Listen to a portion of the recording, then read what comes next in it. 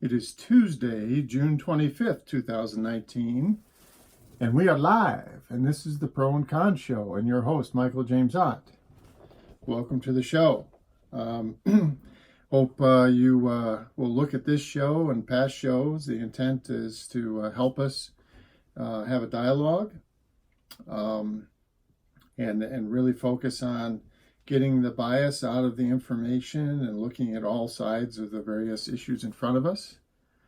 With the intent, it's going to make us better citizens, make us better family members, better members of our community, and the laws apply to all of us, and we better sit and at least understand where the various people in our neighborhoods and cities and towns and states and the entire country and around the world, where they're coming from, at least understand where they're coming from, so they can understand where you're coming from.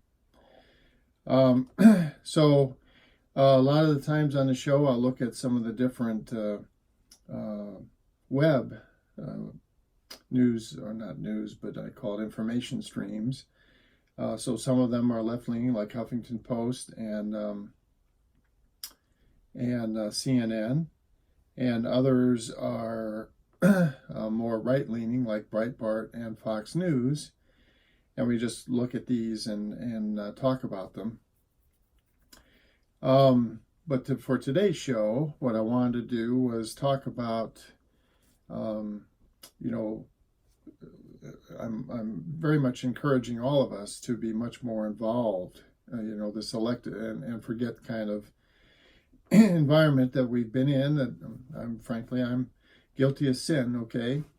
A fairly significant level of apathy, and we've got to get beyond that. If you really want to make this country, the government be more representative and more responsive, you're going to have to get involved.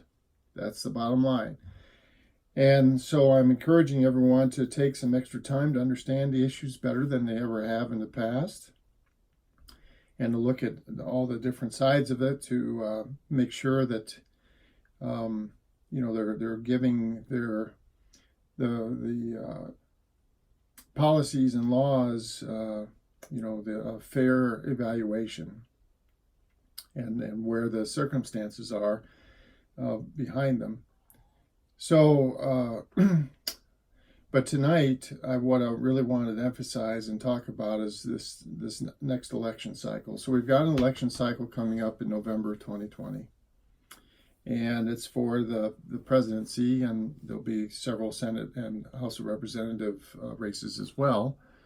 But the big one is the President of the United States.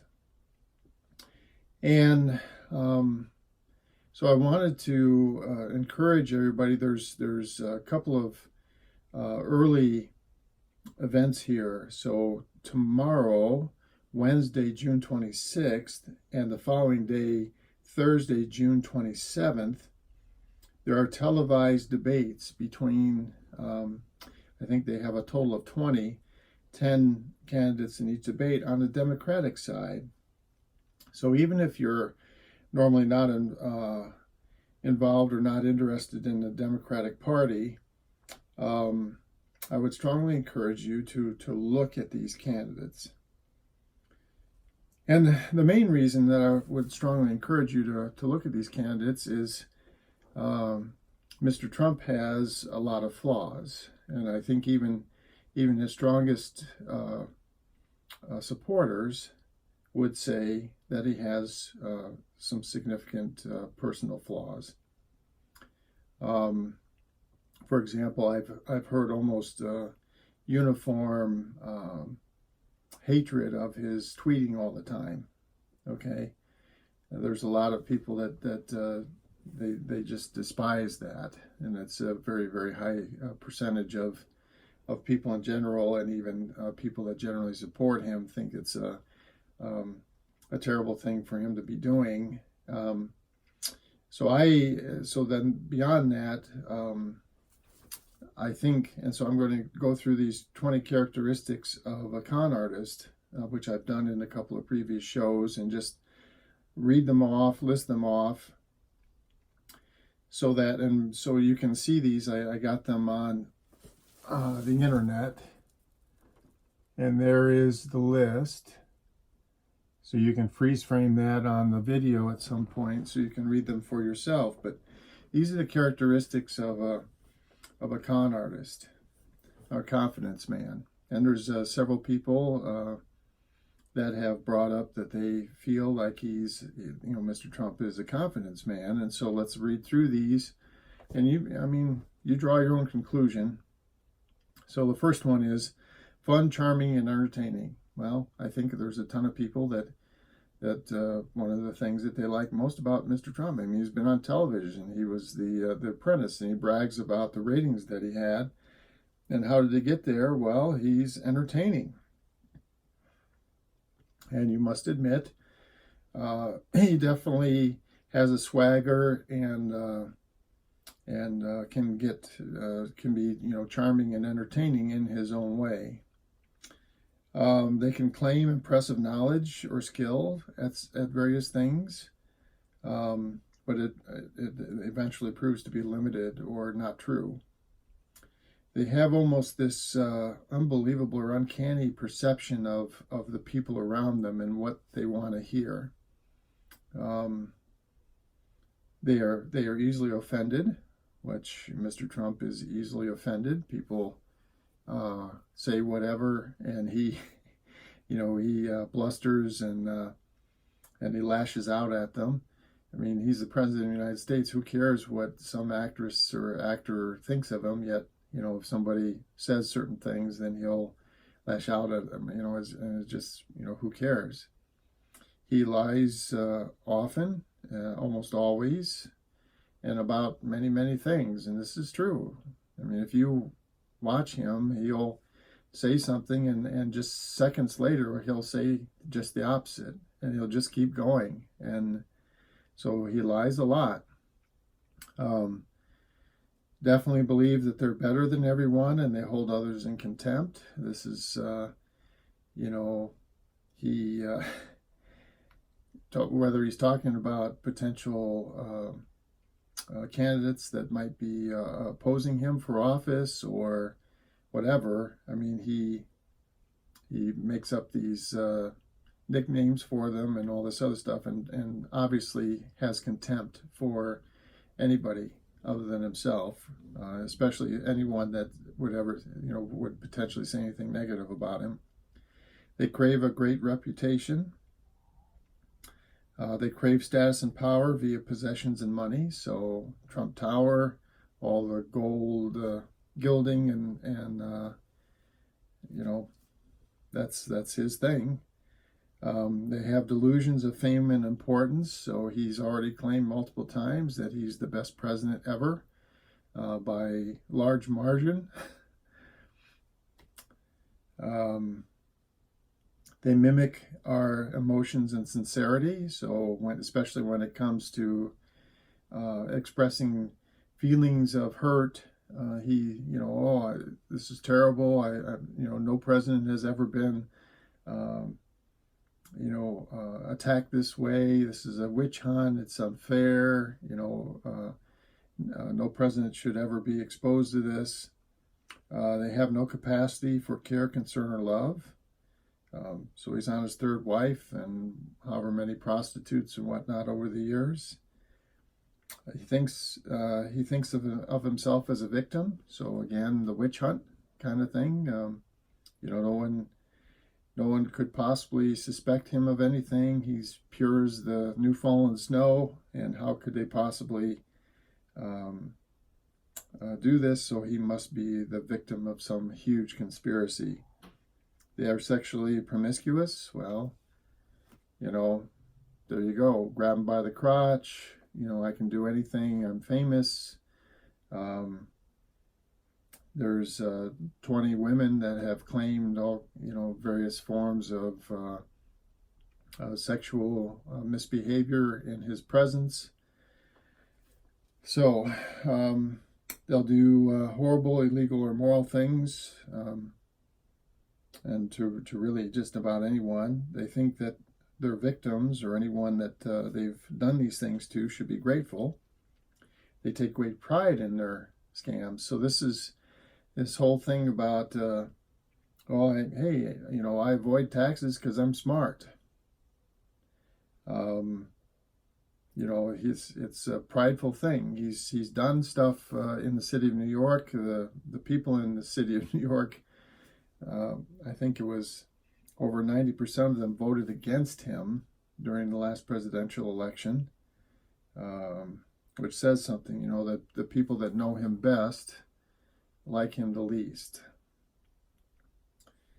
They believe they believe everyone deserves what is done to them by this person. They smear their victims when things end. So they're very loud in public and in court. And this is the Donald Trump sue everybody, claim everybody is biased and unfair, and basically if someone says a word negatively about Mr. Trump, well, he smears them every way he can, makes up all kinds of names, and goes to Twitter and tweets all this stuff. They have outbursts of rage. So the other day, he was doing an interview with ABC, and his chief of staff happened to be coughing some in the background, and Mr. Trump had an episode there. Reminded me very much of a temper tantrum of a 8-year-old or something, and he told his chief of staff to get out of the office, and that we're gonna reshoot this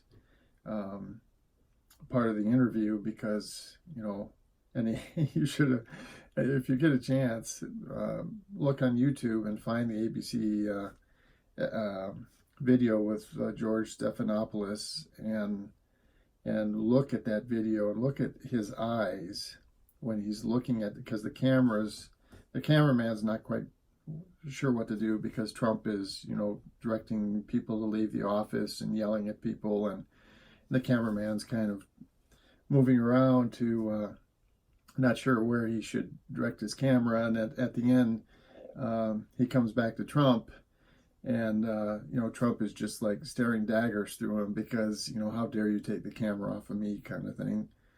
And they know that they're monsters and they enjoy it. So he's at his campaign rallies, he stands up there and says, I can shoot somebody in Times Square and everyone will still love me.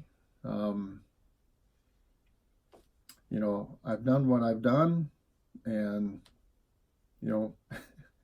that's what makes me great. So when I read through these, I come to the conclusion, you come to your own conclusion, I come to the conclusion that Mr. Trump for sure is a con artist, which confidence man, con man, it's all the same, terms for the same kind of person. And I will say that many, I'm sure there's 23 or 24 Democratic candidates at the moment. They'll get sorted out quite a bit here over the next months, but at the moment there's 23 or 24 of them, and none of these people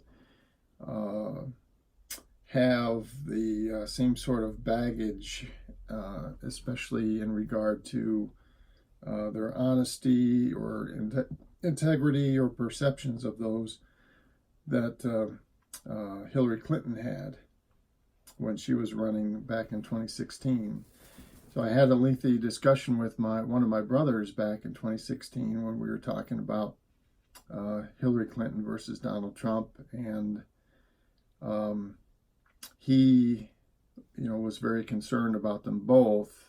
And so the one thing I will say is, many of you may have supported Donald Trump back in 2016. I would at least ask you as good citizens to at least reevaluate that support, given that this new cadre of candidates is not Hillary Clinton. And therefore, they do not share the I don't know, the reputation of corruption, I guess is the best word, that Hillary Clinton had.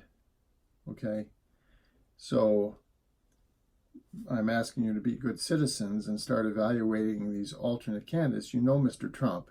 He is what he is, okay? He's been in office for a little over 2 years, and he's, you know what he is now. You knew what he was before, you know what he is now, you know what he's doing, what he's not doing. He's a known quantity. And so please evaluate the alternatives to Mr. Trump. And one of the best ways is to start watching these debates and looking at some other information on these candidates. One last thing that I wanted to do before we close shop for today is I've looked at, there's a fellow named, I think his name is John Nolte. Let me see if I got that right. Yes, John Nolte. So he is a reporter for Breitbart. And so he's written this article, and it was actually, it appeared in Breitbart a few days ago, but it's still have it here. So Trump's reelection hinges on the economy and a secret.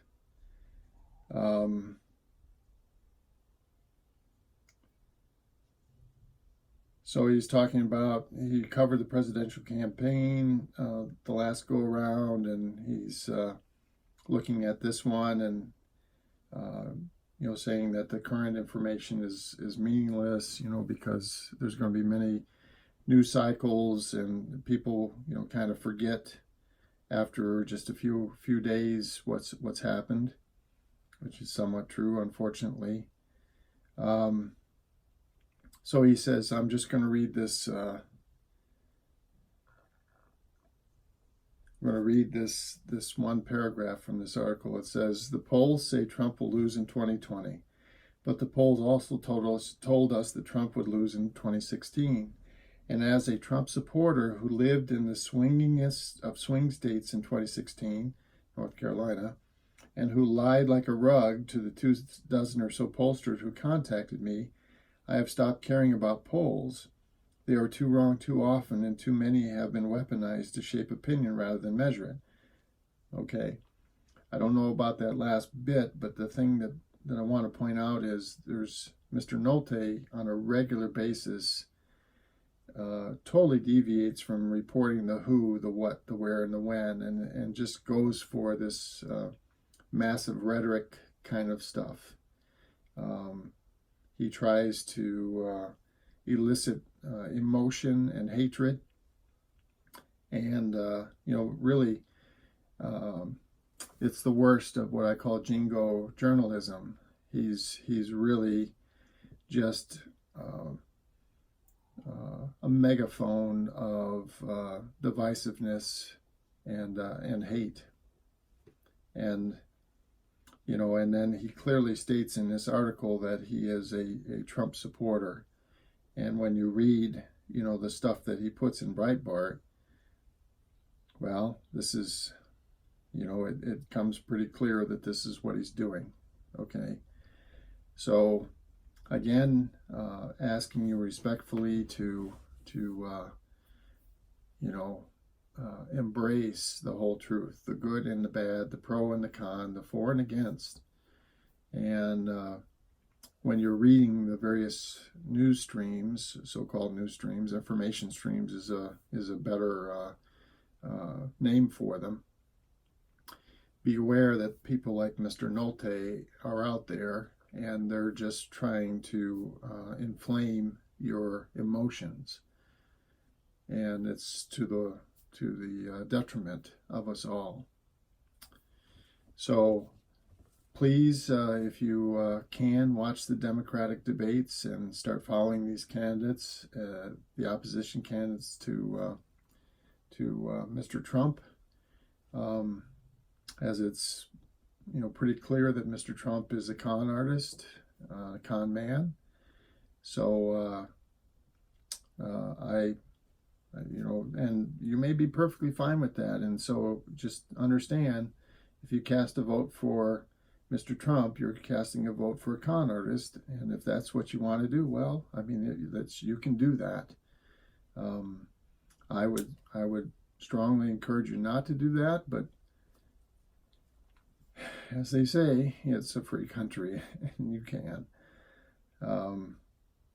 And then, so as alternatives, though, I think there's any of the handful of top Democratic candidates this go around are much better than, so Elizabeth Warren, Amy Klobuchar, let's see, there, Pete Buttigieg, who else? Well, Bernie Sanders, I suppose. Any of these candidates, I think, could be counted upon to be much better candidates than at least Ms. Clinton, especially those who had concerns about her and, the perceptions of, political abuse and criminality from her past. Okay, well, I see we're out of time, so this is the Pro and Con Show. I'm Michael James Ott, your host. Thank you for watching. I hope you'll watch again. I hope you'll go back and look through some of the old videos on here on Facebook and on my YouTube channel, Ott in 2020. And until the next show, I bid you a great evening, and bye for now.